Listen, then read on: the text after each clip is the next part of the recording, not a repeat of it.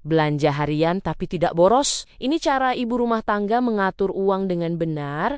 Sebelumnya pastikan klik tombol subscribe, share, dan like dulu ya, supaya channel ini bisa lebih berkembang, bermanfaat buat lebih banyak teman-teman yang lain.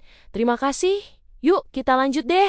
Apa kabar ibu semua? Moga sehat-sehat terus ya. Uang belanja itu kadang seperti tamu tak diundang, datangnya cepat, perginya lebih cepat. Baru pagi megang dompet, siang sudah mulai mikir, sore tinggal harapan. Belanjanya juga tidak aneh-aneh, hanya pergi ke warung, ke tukang sayur, ke depan rumah sebentar. Tapi entah kenapa, hasil akhirnya dompet jadi kurus. Lebih kurus dari niat diet yang gagal tiap Senin. Yang bikin heran, belanja harian itu rasanya selalu kecil. Cuma nambah ini. Dan cuma sedikit beli itu, cuma satu plastik lagi. Kata cuma ini yang diam-diam jadi monster di akhir bulan. Kita sering merasa aman karena belanjanya sedikit-sedikit, padahal uangnya bocor halus. Seperti atap rumah pas hujan, tidak kelihatan tapi tahu-tahu lantai sudah basah semua. Dan disinilah drama rumah tangga dimulai. Uang habis bukan karena kita boros besar, tapi karena kita lelah. Lelah ngurus rumah, lelah mikir menu, lelah ngatur semua. Akhirnya belanja jadi hiburan, dompet jadi korban, dan akhir bulan berubah jadi ajang mikir keras sambil pura-pura kuat. Masalahnya ternyata bukan di jumlah uangnya. Banyak ibu rumah tangga yang merasa gajinya kurang. Padahal kalau dipikir-pikir, tetangga dengan penghasilan mirip kok bisa cukup? Disinilah sering bikin hati panas sendiri. Sambil ngomel dalam hati, kok uangku beda nasib ya? Masalah utama itu biasanya ada di cara belanja harian. Kita sering menganggap belanja harian itu kecil dan tidak terasa. Beli bawang, beli cabai, beli tahu, beli jajanan anak, semua kelihatannya murah. Tapi murah yang sering itu diam-diam lebih sadis daripada mahal yang jarang. Contohnya gini, pagi ke tukang sayur, keluar uang segini, siang anak minta jajan lagi segini, sore ke warung nambah ini itu segini, malam lewat tukang cilok dan tidak enak nolak. Besoknya dompet buka mata dan kaget sendiri. Kok isinya berkurang banyak? Kita juga sering belanja tanpa sadar karena merasa kasihan. Kasihan sama anak, kasihan sama suami, kasihan sama diri sendiri. Anak minta ini ya, dikasih. Suami bilang pengen itu ya diturutin.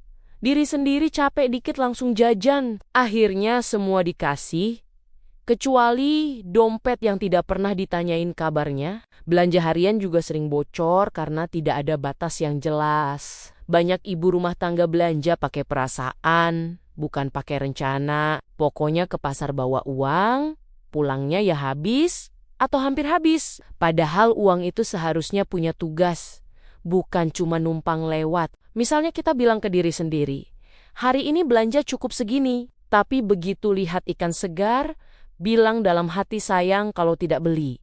Lihat buah lucu, bilang nanti anak doyan. Lihat jajanan, bilang mumpung ada. Akhirnya batas tadi cuma formalitas. Kayak janji diet pas lihat gorengan. Ada juga kebiasaan belanja karena lapar mata. Ini sering kejadian. Perut kenyang tapi mata kelaparan. Ke pasar cuma niat beli sayur, pulangnya bawa macem-macem. Sampai rumah sendiri bingung. Ini mau dimasak kapan dan buat siapa? Belum lagi soal jajan kecil-kecil. Ini kelihatannya sepele tapi paling licin. Jajan anak sebelum sekolah, jajan habis sekolah, jajan sore, jajan malam. Nominalnya kecil tapi frekuensinya rajin. Dompet rasanya kayak ditetesi air pelan-pelan tapi lama-lama bocor juga. Kadang kita juga belanja karena capek mental, capek ngurus rumah, capek ngurus anak, capek mikir tagihan. Akhirnya belanja jadi hiburan murah. Rasanya bahagia sebentar, tapi pas hitung uang malah nambah stres. Ini hiburan yang plot twist. Masalah lain adalah tidak pernah ngitung total belanja harian. Kita sering fokus pada satu transaksi, bukan akumulasi. Selama tiap beli masih terasa mampu, kita lanjut. Padahal kalau dikumpulkan satu hari penuh, hasilnya bisa bikin melongo sambil tepuk jidat. Ada juga kebiasaan menunda sadar. Kita baru sadar kondisi keuangan pas uangnya sudah tinggal dikit, baru panik, baru ngerem, baru mikir. Padahal kalau dari awal sudah sadar, paniknya bisa dicegah. Ini kayak baru inget rem pas sudah dekat jurang. Belanja harian juga sering dipengaruhi perasaan tidak enakan.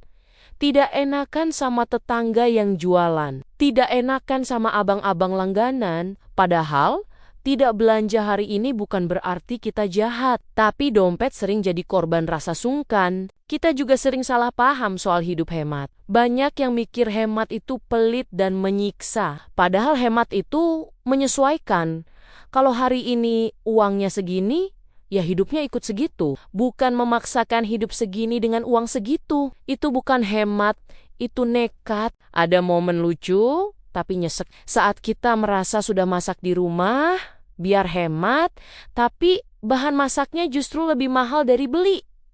Jadi karena belinya kebanyakan, tidak terencana, dan akhirnya banyak yang terbuang. Masak niat hemat, berakhir drama dapur, belanja tanpa daftar juga jadi jebakan klasik. Kita merasa ingat semua di kepala. Tapi begitu lihat truk dan lapak, otak auto terdistraksi. Yang penting lupa, yang tidak penting masuk. Sampai rumah baru sadar, kok yang penting malah ketinggalan. Sering juga kita belanja berdasarkan kebiasaan lama, bukan kebutuhan sekarang. Dulu anak doyan ini, sekarang sudah tidak, tapi tetap dibeli.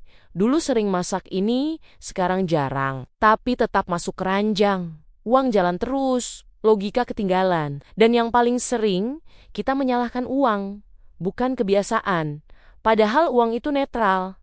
Dia cuma nurut sama siapa yang pegang. Kalau cara pegangnya sembarangan, ya dia kabur pelan-pelan tanpa pamit. Pada akhirnya, mengatur belanja harian itu bukan soal siapa yang paling pintar hitung-hitungan, tapi siapa yang paling jujur sama dompet sendiri. Dompet itu tidak pernah bohong, dia selalu memberi sinyal lewat isinya yang makin menipis, sambil bilang pelan-pelan, "Bu, kita pelan dikit ya." Dan lucunya, kita sering lebih nurut sama daftar diskon daripada sama kondisi keuangan sendiri. Pelan-pelan saja, tidak perlu langsung berubah drastis. Tidak harus tiba-tiba super hemat sampai garam dihitung butirannya. Cukup mulai dari sadar, hari ini butuh apa, hari ini sanggup sampai mana. Karena hidup ibu rumah tangga itu bukan lomba siapa paling irit, tapi bagaimana caranya keluarga tetap makan, hati tetap tenang, dan dompet tidak ikut stres. Dan kabar baiknya,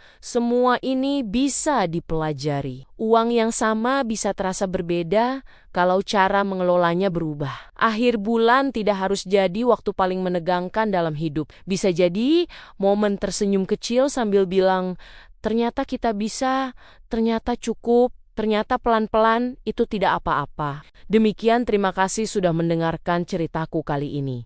Sampai ketemu lagi di cerita-cerita berikutnya. Tetap semangat ya, ibu-ibu semua.